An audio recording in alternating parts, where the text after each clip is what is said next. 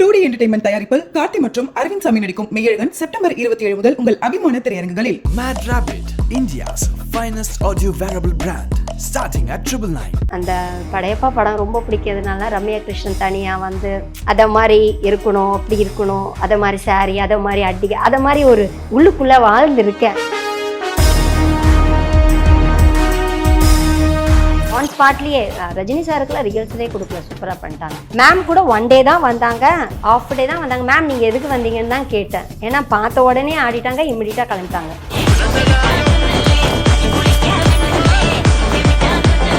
Actually அந்த பாட்டு எல்லாருமே என்ஜாய் பண்ணுறாங்க. நேற்று கூட ஈவெண்ட் போனால் அந்த இடத்துல இந்த மூமெண்ட்டு தான் போட்டு என்ஜாய் பண்ணுறாங்க. ரஜினி சாரும் செம்ம ஸ்வீட். அவரும் வந்த உடனே புக் ஸ்டெப் போட்டுட்டார். அவரும் டக்குன்னு எல்லாமே ஈஸியாக முடிஞ்சிருச்சு. அதெல்லாம் இதுவே இல்லை. விக்ரம் படத்தில் கமல் சாருக்கு பண்ணிட்டீங்க, இதில் ரஜினி சாருக்கு பண்ணிட்டீங்க. அடுத்து யாருக்கு பண்ணணுன்றது ஆசை?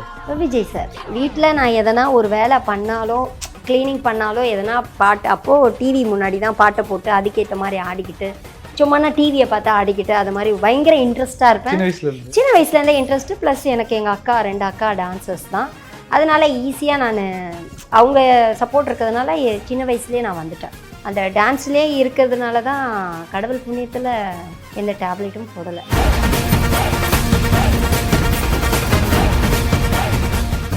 வீட்டுக்குள்ளே வந்தோடனே பக்கத்தில் எங்கேயாவது ஃபோர்க்கு ஸ்பூனுக்குன்னு இருக்கான்னு பார்த்துட்டு அப்புறம் உட்காரணும்னு ஒரு ஆசை. கிச்சனில் தான் வச்சிருக்கேன். கிச்சனில் தானே இருக்கு.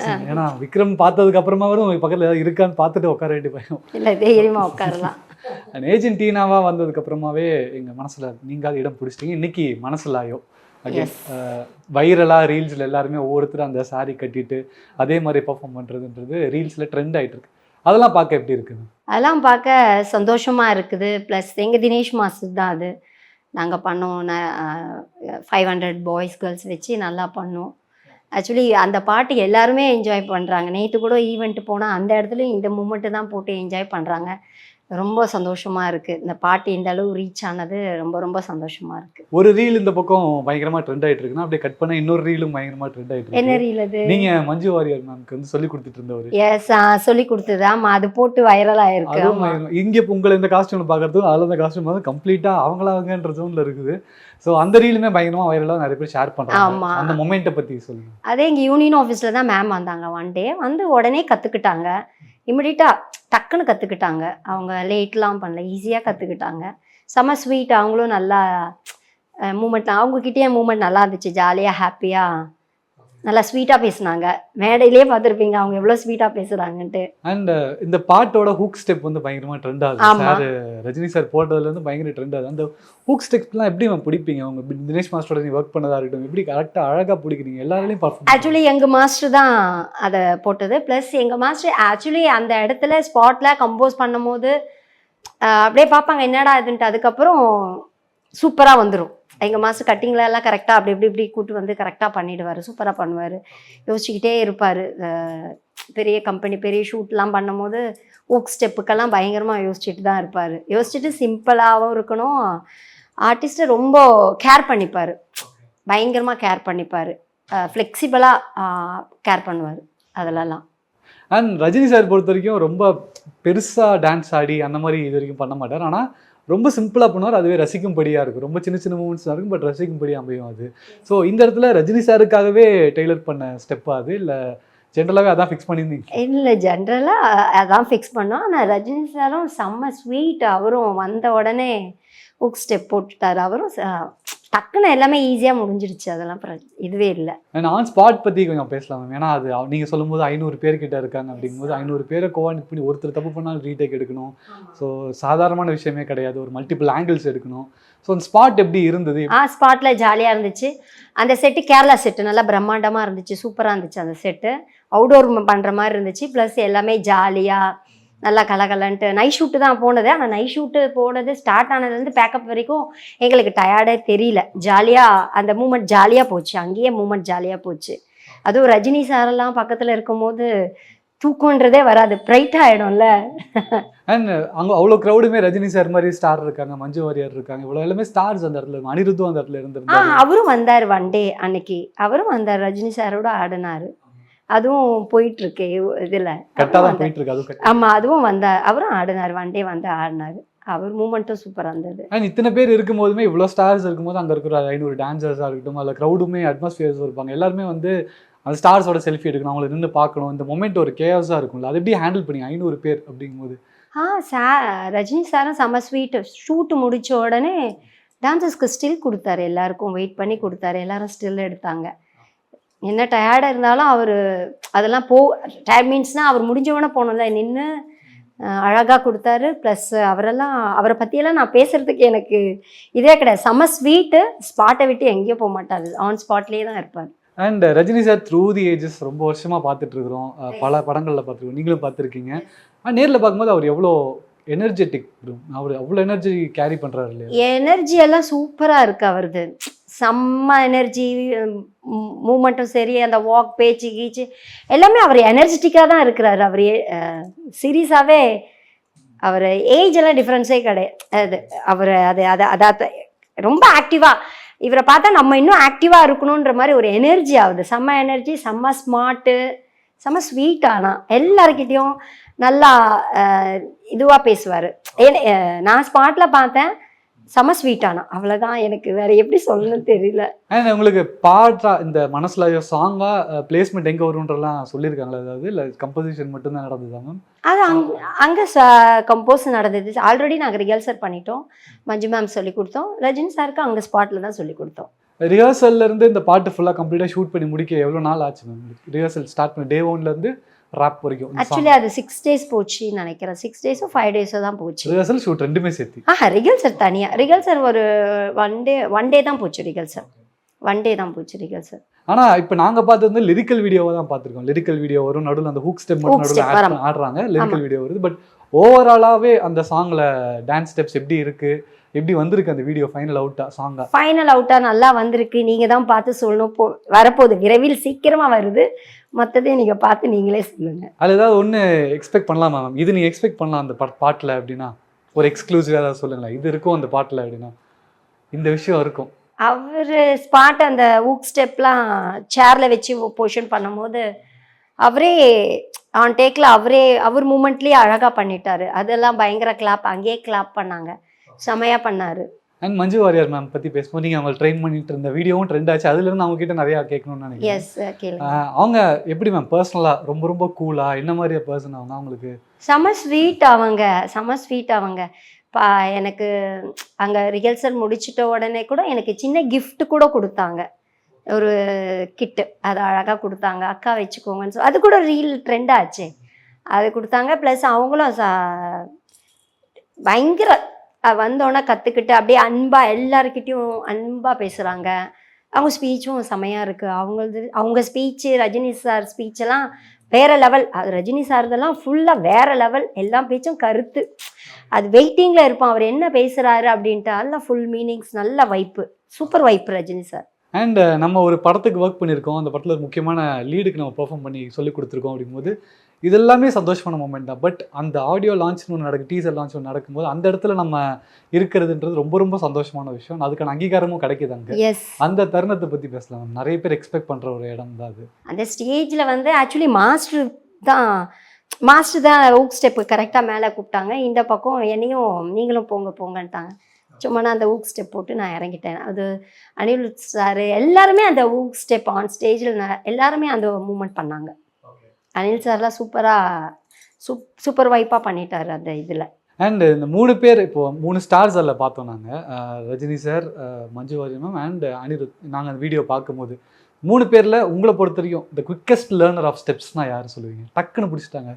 3 பேருமே டக்குன்னு பிடிச்சிட்டாங்க. நாங்கள் யார் என்னது 3 பேரும் டக்கு பிடிச்சிடுவாங்க. இது சிம்பிளாக அழகாக இருந்தது, டக்குன்னு பிடிச்சிட்டாங்க. யாருமே லேட்டெல்லாம் பண்ணல, அதெல்லாம் இல்லை. சூப்பர் ஆன் ஸ்பாட்லேயே. ரஜினி சாருக்குலாம் ரிஹர்சலே கொடுக்கல, சூப்பராக பண்ணிட்டாங்க. மேம் கூட 1 day தான் வந்தாங்க, ஆஃப் டே தான் வந்தாங்க. மேம் நீங்கள் எதுக்கு வந்தீங்கன்னு தான் கேட்டேன். ஏன்னா பார்த்த உடனே ஆடிட்டாங்க, இம்மிடியட்டாக கிளம்பிட்டாங்க. 2 hours 1 hour தான் இருந்தாங்க. அண்ட் உங்களோட ரொட்டீன் மேம், உங்கள் பர்சனல் லைஃபோட ரொட்டீன் ஒரு நாள் என்ன பண்ணுவீங்க? ஏன்னா ஷூட்ஸ் போகிறீங்க வரீங்க, ஏன்னா இன்டர்வியூ கொடுக்குறதே டக்குன்னு ஒரு ஸ்லாட் இருந்தால் டக்குன்னு அதில் முடிச்சுட்டு போகணுன்ற ஜோனில் தான் இருக்குது. உங்களோட ஒன் டே எப்படி இருக்கும்? என்ன பண்ணுவீங்க? நார்மல் டைமா? நார்மல் டைம் ஷூட்டிங்கும் போவீங்க, போயிட்டு வந்து ஷூட்டு போவேன், சாங் ஷூட்டும் போகிறேன். எங்கள் தினேஷ் மாஸ்கிட்ட தான் ரொம்ப வருஷமாக அசிஸ்டண்ட்டாக இருக்கேன். அவர் சாங் எதனா சொன்னால் சாங் போவேன். சப்போஸ் எதுனா ஆக்டிங் வந்தாலும் நீ ஆக்டிங் ஃபஸ்ட்டு ஆக்டிங் வந்து ஆக்டிங் போ, அது பிட்வீன் சாங் வந்து பண்ணிக்கலான்ற மாதிரி போவோம். நமக்கும் சான்ஸ் கிடைக்கும்ல, டேரக்டர் சாரை பார்ப்போம், நம்ம எதுனா கேட்குறதுக்கு எல்லாம் சான்சஸ் கிடைக்கும்ல, அதனால சாங்கும் கிளம்பிடுறது. ப்ளஸ் வீட்டுக்கு வந்தால் க்ளீனிங் எனக்கு ரொம்ப பிடிக்கும், நீட்டாக வச்சுக்கணும். ப்ளஸ் சாமி நல்லா கும்பிடுவேன், கோவிலுக்கு டக்குன்னு போயிடுவேன். கரெக்டாக இது பண்ணிப்பேன். பிஸியாகவே இருப்பேன், என்னன்னே தெரியாது. ஷூட்டிங் பண்ணுறோன்னாலும் வீட்டில் ரொம்ப பிஸியாக இருப்பேன். அண்ட் உங்களோட ஃபேவரட் அது வரைக்கும் நீங்கள் பார்த்து எனக்கு ரொம்ப ரொம்ப பிடிச்ச ஒரு ரஜினி சார் படம்னா சார் நீங்கள் டிவியில் போட்டுலாம் உட்காந்து பார்ப்பேன் அப்படின்னா உங்களோட favourite Rajini sir film? Padayappa. எதனால் அது அவ்வளோ? அது எதனாலனா அந்த படையப்பா படம் ரொம்ப பிடிக்கிறதுனால ரம்யா கிருஷ்ணன் தனியாக வந்து அதை மாதிரி இருக்கணும், அப்படி இருக்கணும், அதை மாதிரி சாரி, அதை மாதிரி அடிக்க, அதை மாதிரி ஒரு உள்ளுக்குள்ளே வாழ்ந்துருக்கேன். அது எதனா மேலே அதை போட்டுறாதீங்க, உள்ளுக்குள்ளே வாழ்ந்துருக்கேன். அதனால சும்மா நான் ஒரு சாரி கட்டினாலும் எனக்கு அந்த ஒரு ஃபீல் வரும். ரம்யா கிருஷ்ணன் மேம் அந்த அடிக்க அது கூட நான் ஆர்டர் பண்ணலான்ட்டு கூட போயிட்டேன். ஆனால் சரி வேண்டாம், அதை மாதிரி எங்கள் வீட்டில் இருக்கிறவங்க ஸ்டெப்ஸில் வந்து காட்டணும், அதை மாதிரியெல்லாம் ஒரு சின்ன ஒரு கனவு, எனக்குள்ள ஒரு கனவு, அவ்வளோதான். அந்த சீனில் வரக்கூடிய கலரில் தான் நீங்கள் இன்றைக்கி ப்ளவுஸ் போட்டிருக்கீங்க, அதே மாதிரி ஒரு சேர்லாம் உட்காந்துருக்கீங்க. இப்போயே கூட அந்த சீனை ரீக்ரியேட் பண்ணலாம், நம்மளும் காலை விட்டு வேண்டாம். வாழ்க்கையில் வாழணும்னு நினைக்கிறீங்களா மேம்? இல்லை, மனசுக்குள்ளே வாழ்ந்துக்கிறேன். விக்ரம் படத்தில் கமல் சாருக்கு பண்ணிட்டீங்க, இதில் ரஜினி சாருக்கு பண்ணிட்டீங்க, அடுத்து யாருக்கு பண்ணணுன்ற ஒரு ஆசை? இவங்க கூட நான் பண்ணணும், இவங்க படத்தில் நான் ஒரு கோரியா பண்ணணும், இல்லை ட்ரெயின் பண்ணணும் அப்படின்னா? விஜய் சார். இன்னும் ஒரு படம் தான் இருக்குது அதில். ஆமாம், தெரியல, அவர் தான் கூப்பிடணும். அண்ட் இந்த பாட்டை பொறுத்த வரைக்கும் மனசுலாயோ வந்து பயங்கரமாக ரீலாக போயிட்டு இருக்கு. ஆனால் நீங்கள் தனியாக பெர்ஃபார்ம் பண்ணுற ரீல் ஏதாவது இருக்கே? நிறைய போயிருக்கே, நான் என்னோட இன்ஸ்டாவில் போட்டிருக்கேன். ஏர்போர்ட்டில் ஒரு வாட்டி பாம்பேயில் ஒரு சாங் போனோம், Dinesh master, Salman sir shooting தான், பாம்பேயில் போயிருந்தோம். அப்போ முருகதாஸ் டேரக்டர் தான் அவர். அங்கே சாங் முடிச்சுட்டு வரும்போது ஏர்போர்ட்டில் ஒன்று பண்ணியிருப்பேன். அதுக்கப்புறம் ஆன் ஸ்பாட்டில் அந்த ஓரத்தில் நான் பண்ணியிருப்பேன். நான் அந்த 2 பாய்ஸோடு தான் பண்ணியிருப்பேன். அது ரொம்ப வைரலாச்சு, அது போட்டேன். அதுதான். ஒரு பக்கம் ஆக்டிங்கும் கான்சன்ட்ரேட் பண்ணுறீங்க, ஒரு பக்கம் டான்ஸும் பர்ஃபார்மன்ஸும் கான்சன்ட்ரேட் பண்ணுறீங்க. ரெண்டுமே பிடிச்சி தான் பண்ணுறோம் ஆப்வியஸ்லி. ஆனால் இது ஈஸினா ரெண்டுமே. ஆக்சுவலி டான்ஸ் தான் ஃபஸ்ட்டு எனக்கு. ஆக்டிங் இப்போ வந்து ஒரு படம் ஏஜென்டினான்ற ஒரு படம் பண்ணதுனால எனக்கு படங்கள் பண்ணணுன்ற ஒரு ஆசை இருக்குது. ரெண்டுமே ஈஸி தான். ஆனால் நம்ம டான்ஸ் பண்ணிட்டு இருக்கும்போது திடீர்னு ஒரு படம் நடிக்க கூப்பிட்றாங்க போது ஃபர்ஸ்ட் டைம் நமக்கு ஒரு பதட்டம் இருக்குல்ல, அதை எப்படி ஹேண்டில் பண்ணீங்க? ஃபர்ஸ்ட் டைம் கேமரா முன்னாடி நான் சொல்லி கொடுத்துருக்கேன், கேமரா முன்னாடி வந்து நான் பெர்ஃபார்ம் பண்ண போகிறேன். ஆமாம், எனக்கு ஒரு பதட்டம் இருக்கும். பெரிய ஆர்டிஸ்ட்னா நிஜமாக ஒரு பதட்டம் இருக்கும். ஆனாலும் உள்ளுக்குள்ளே இருக்கும், வெளியே காமிச்சிக்க மாட்டேன் இருக்கும். ஆனால் பயத்தில் சொல்லுவேன். 1 ஷாட்டு தான் ஒரு மாதிரி டென்ஷனாக இருப்பேன். 2nd 3rd ஷாட்டெல்லாம் கொஞ்சம் செட் ஆகிடும், மைண்ட் செட் ஆகிடும். ஆனால் அந்த படம் நீங்கள் பண்ணதுக்கப்புறம், விக்ரம் பண்ணதுக்கப்புறமா இன்னும் நிறைய படங்கள் நீங்கள் நடிக்கணும் நாங்களும் பயங்கரமாக எக்ஸ்பெக்ட் பண்ணிட்டு இருக்கோம். ஏதாவது இருக்கா இப்போ நடிச்சிட்டு இருக்கீங்களா ஏதாவது படம் அப்கமிங்ல? பட் எக்ஸ்பெக்ட் பண்ணலாம், டாலர்மா பண்ணலாம். ஓகே, படம் போயிட்டு இருக்கு. அண்ட் டான்ஸ் அப்படின்னு எடுக்கும்போது அவுட் ஆஃப் நிறைய டிபார்ட்மெண்ட் இருக்குது. சினிமா அப்படின்னு எடுத்தோம்னா 24 கிராஃப்ட் இருக்குது. பட் டான்ஸ் சூஸ் பண்ணதுக்கான காரணம் என்ன? அப்படி என்ன ஒரு இன்ட்ரெஸ்ட் டான்ஸில் உங்களுக்கு? எனக்கு டான்ஸ்னால் ரொம்ப பிடிக்கும். நான் அந்த அளவு படிப்பு இன்ட்ரெஸ்ட்டு காட்டவே இல்லை, டான்ஸ் தான் காட்டுவேன். வீட்டில் நான் எதனா ஒரு வேலை பண்ணாலோ, க்ளீனிங் பண்ணாலோ, எதனா பாட்டு, அப்போது டிவி முன்னாடி தான் பாட்டை போட்டு அதுக்கேற்ற மாதிரி ஆடிக்கிட்டு, சும்மா நான் டிவியை பார்த்து ஆடிக்கிட்டு, அது மாதிரி பயங்கர இன்ட்ரெஸ்டாக இருப்பேன். சின்ன வயசுலேருந்தே இன்ட்ரெஸ்ட்டு. ப்ளஸ் எனக்கு எங்கள் அக்கா 2 அக்கா டான்சர்ஸ் தான். அதனால ஈஸியாக நான் அவங்க சப்போர்ட் இருக்கிறதுனால சின்ன வயசுலேயே நான் வந்துட்டேன். ரொம்ப 6th 2nd இயர் முடித்தேன், என்ட்ரி ஆகிட்டேன். அண்ட் டான்ஸராக இருக்கும்பொழுது பயங்கர பாடி ஃப்ளெக்சிபிளாக இருக்கணும் அப்படின்னா அதுக்கேற்ற ஒரு சில ஃபிட்னஸ் ஒர்க் அவுட்ஸ்லாம் பண்ணுவாங்கல்ல யூஸ்வலாக. நீங்கள் உங்களோட இது என்னது? நீங்கள் ஜென்ரலாக ஒரு டான்ஸ் ஃபிட்னஸ்க்காக யோகா பண்ணுறதோ இல்லை ஜிம் பண்ணுறதோ? ஃபிட்னஸ்னால் ஒரு காலையில் ஒரு 15-20 மினிட்ஸ் இந்த பாடி ஃப்ளெக்சிபிளுக்காக நம்ம ஒரு 20 மினிட்ஸ் கம்பல்சரி நான் பண்ணுவேன். அது கொஞ்சம் ஆக்டிவாக இருக்கும். அது நெக்குக்கு எல்லாத்தையும் சேர்த்து எவ்ரி மார்னிங் பண்ணுவேன். ஷூட்டிங் இல்லாத டைம் அது ஸ்கிப் ஆகும். வீட்டுக்கு வந்துட்டேன்னா காலையில் எழுந்துச்சி வாட்டர் குடிச்சிட்டு நான் அது பண்ணுவேன். அதனால தான் அந்த டான்ஸ்லேயே இருக்கிறதுனால தான் கடவுள் புண்ணியத்தில் எந்த டேப்லெட்டும் போடலை. ஓகே, ஃபிட்னஸ் எந்த ஹெல்த்துக்கு எந்த பிரச்சனையும் வராம ஹெல்த்துக்கு எந்த பிரச்சனை இப்போதைக்கு வரைக்கும் நோ இஷ்யூ வந்தது இல்லை. சந்தோஷமாக இருக்குது. ஒரு டாக்டர் கிட்ட போனால் கூட எதனா ஒரு சும்மானா ஒரு நீ பெயின் அந்த மாதிரி போனால் கூட எல்லாத்தையும் பார்த்துட்டு அது no no no no no நோன்னு எதுவுமே இல்லை இல்லைன்ட்டு அந்த பாக்ஸ் ஃபுல்லாக டிக்காக தான் இருக்கும். அப்போது டாக்டர் கேட்பாரு என்ன எல்லாம் டிக்கா, நீங்கள் என்ன வேலை செய்கிறீங்கன்னு.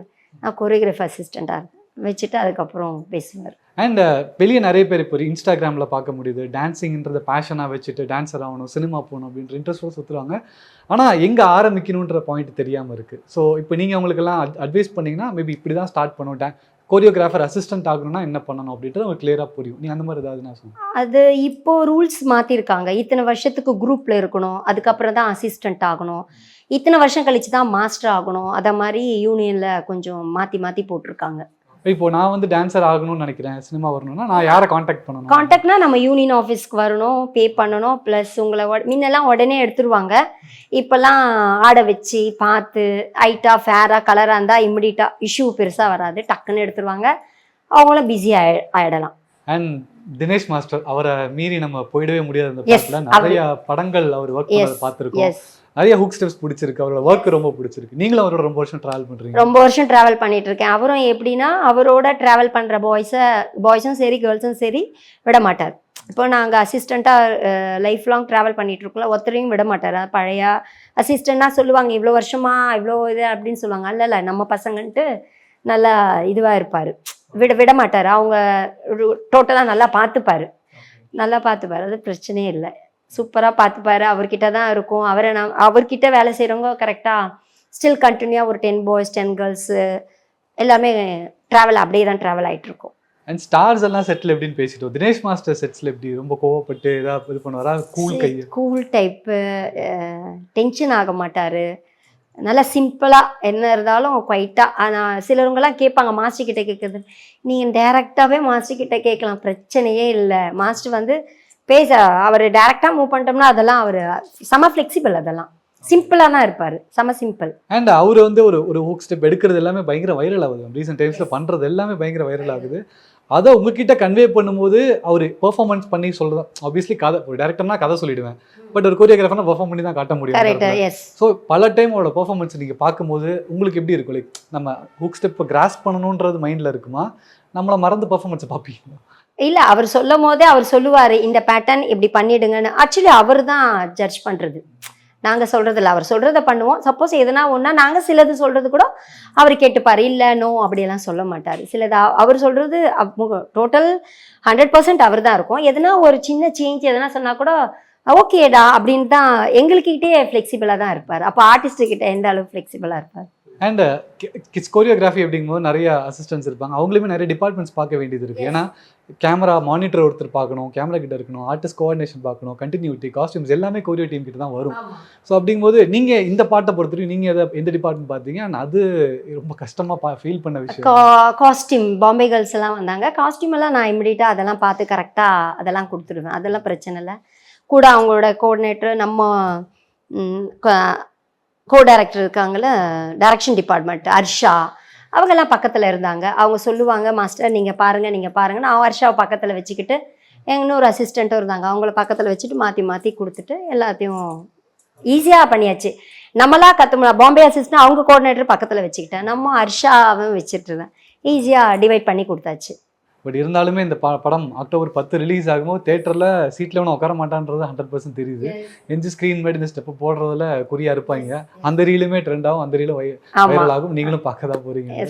அண்ட் இன்னைக்கு பல பேர் பைத்தியம் முடிச்சு தெரியறதுக்கு ஒரு முக்கியமான காரணம் நீங்களாவும் இருக்கீங்க, இந்த பாட்டுக்காக, இந்த ஸ்டெப்புக்காக. அண்ட் அந்த விஷயத்தை பேஸ் பண்ணி உங்ககிட்ட பேசினதுல ரொம்ப சந்தோஷம். And thank you so much for giving உங்களோட டைம், இவ்வளோ நேரம் அண்ட் இவ்வளோ அழகான ஒரு ஹூக் ஸ்டெப். நாங்கள் தொடர்ந்து ஒரு ரீல் கண்டென்ட் பண்ணுறதுக்கான கண்டென்ட் கொடுக்கலாம். கண்டிப்பாக கொடுக்கலாம். ரொம்ப நன்றி. Thank you so much. எல்லாருக்கும் ரொம்ப thank you so much. 2D entertainment தயாரிப்பில் கார்த்தி மற்றும் அரவிந்த் சாமி நடிக்கும் மெய்யழகன் செப்டம்பர் 27 முதல் உங்கள் அபிமான திரையரங்குகளில். Mad Rabbit, India's finest audio wearable brand, starting at 999.